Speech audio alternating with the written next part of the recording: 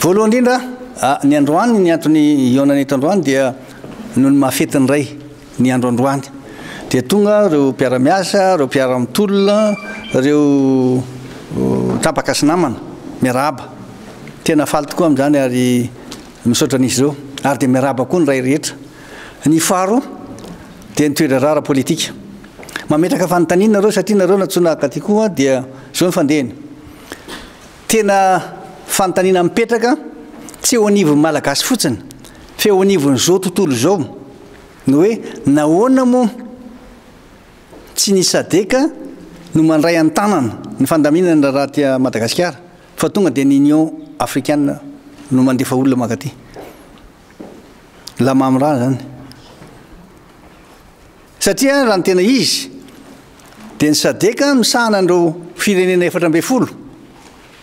aty amin'ny faritra misy antsika aty dia fa zavatra tsy voavahany zay vao entina makany amin'ny Union africaine ivory zao zareo amin'ity farany volana ity na amin'ny volana juillet eo ivory izy dia tonga ve dia ny Union africaine nanao nitatitra fa tsy ny sadeka dia isika zany lasa very anjavo fotsiny very andro fotsiny ny olona le nilahatra etsy satria ny zavatra ataontsika dia tonga dia mifametitsiny fotsiny samy malagasy fa ataovy lasa lavitra aloha ny fijery mba ataovy mahasahana kokoa aty Afrika rehefa tsy mahasahana ny any Europe sy ny any États-Unis tsy hisy mihitsy ny any tokony andamina ny any aty raha tsy mandalo anatin'ny troïka organe anatin'ny sadeka zay vao ny sadeka zay vao ny Union africaine dia nahantso ny président ny sadeka ny président Sud-Afrique amin'izao fotoana zao Andriamato Cyril Ramaphosa hoe hoana ny mba fijerinao azy dia milaza hoe tsy afa-po zay raha tsy tonga aty anareo mandray an-tanana an'io tsy maninona raha tonga aty raha ny Union africaine fa mba miaraka aminy sadeka dia tonga dia zay mahatonga le hoe nisy ny accord politique nisy accord politique angamba sy niavana tany ambadimadika tamy za tsy nanosina zany raha misy any eto aty fa za koa mba liana te hitan'le izy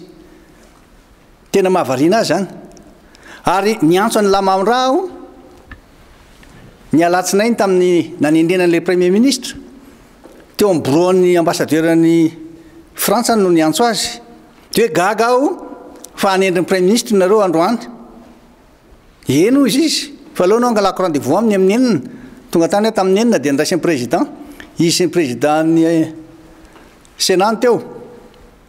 dia zany laza azy hoe fa ahoana no tsy mba mifampiarana le izy gaga nareo ny averina efa tsy ho avy ay ve hoa ina moa natao koa fa zay zany le izy ka ity teny aminareo eto masom-boaka eto zany masony olona rehetra fa tsisy zany accord politique zany soniavin'ny président Ravalomanana tsy misy raha misy any ampisevana aty faharoa vokatra zay accord politique tsy ny fanarahana zay zao ny zavatra misy amin'ny gouvernement sahirana izy eo voateny dia hoe sorondray reto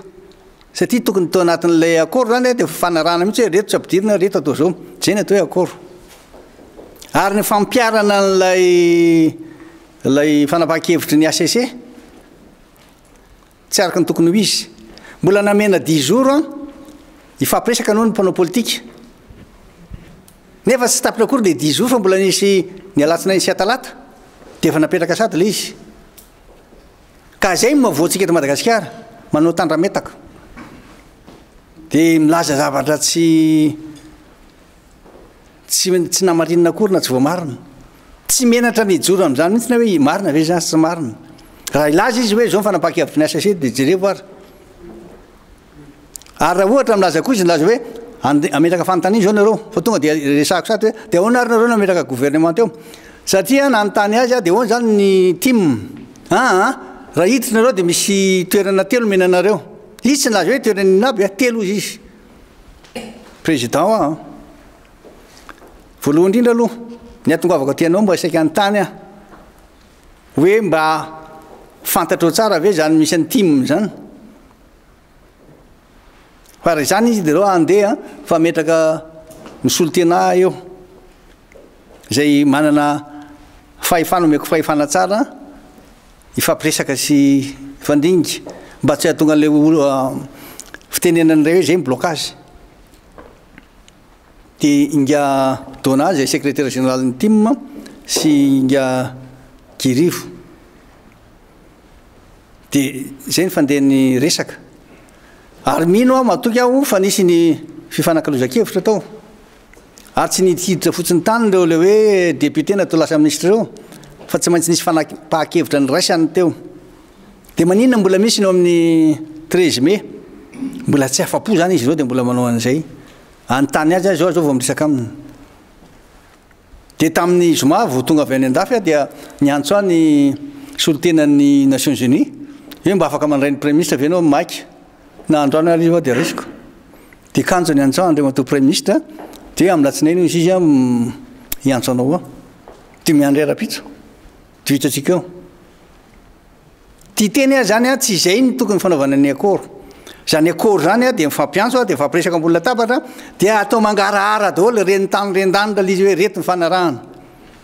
satria raha misy safa-po ao na mizara tsy fanarahana zay mahatonga an'izy ohatr'izao tsy lamina mihitsy io dia ny tena loza dia izao nisy n'ilay vote zay natao tao amin'ny assemblée nationale hoe anaovana ny loi rectificative ny budget tsy vita nefa izy satria ny ajournena dia ny FMI nefa programme ho avy aty andaminazy marina koa nefa ny député milaza hoe kao signature an'ilay premier ministre taloha iny eo maro koa ny resahany fa hoe misy namboarina ny ministère ohatra fotsiny ministère anankiray tamin'ny voalohany amin'ny depaty sy fa zay tso ny anarany fa toatra ny anankiray sisa mipetraka na zara raha misy dia ty teny aminareo hoe tsy maintsy fehezina daholo zany rehetrarehetra zany rehefa ianao ny amin'ny toerana tompony andraikitra voalohany eto amin'ity firenena ity atao zay filaminan'ny vahoaka atao aingana mihitsy satria rehefa tsy miasa andray andro eto 4 milliards mipetra eto amin'ity firenena ity faharoa tsy maintsy atao aingana dia aingana ny fifanarahana amin'ireo mpamatsy vola reo satria ny fito amin'ny valopolo isan-jato ny vola amin'izao fotoana zao fanampiana avy any ivelany dia mangataka lavo zao fahatelo farany ny zava-misy gaboraraka misy amin'ireo fangalan'ny sasany tanytsika izay alain'ny sasany fotsiny ireo zany tsy maintsy amafisina fa ny mbola veriko ihany mahatonga aho hoe raha vao eo amin'ny andriamato premier ministre raha-pisy dia hoe zavatra dia davy fotsiny aminahy dia zay hoe areo tsara zay voalaza ny lalàna sy eo anatin'ny constitution ary ataovy zay sy ny fanarahana raha tokony hifanaraka afaka mifanaraka angehtsika fa zay koa nefa tsy milaza mihitsy hoe reo fikambanana anyvelany reo toy ny sadeka na ny tokony fehezina koa manao fampirarana amin'izy ireo fa tsy avela izy ny baiko sy hiteny fotsiny aty efa nanazavana izy ireo tamin'izy tonga tamin'ny voalohany hoe tsy nareo ny tonga aty dia hanao déclaration eo dia sy ny avina amin'izao fotsiny nefa tsy nao akory zay dia mbola anao indray rehefa avy eo niona tany amin'ny parlementaire européenne dia na izy koa raha tsy faly amin'ny zavatra misy amin'izao fotoana zao eto hoe tsy mahalamina zavatra eo akory zay ihany tiako resahana aminareo tsara fa irariana sy angatahana mafy amin'Andriamanitra dia eo mba hahitan'izany tena fifanarahan-tsaina sy fifanarahana ara-politika zany mba hampandrosoana Madagasikara fa tena loza mahazo mivoaka malagasy raha mandeha anao tsisy mividy tsony ny hena maly zao tena sao manandrarina tsisy mividy tsony ty hena satria tsy manam-bola izy raha mahita ny olona eny fa tsy very repera tanteraka ny olona inona ihany ty 13 mai ty inona ny reny gouvernement ry azavaina izy dia tenenina azy raha ilaina koa raha mbola ilaina ina moa manaka anazy tsy anazavako azy any amin'ny 13 mai zay ny tena ilaina fa mbola ho avy manaraka vitatsika eo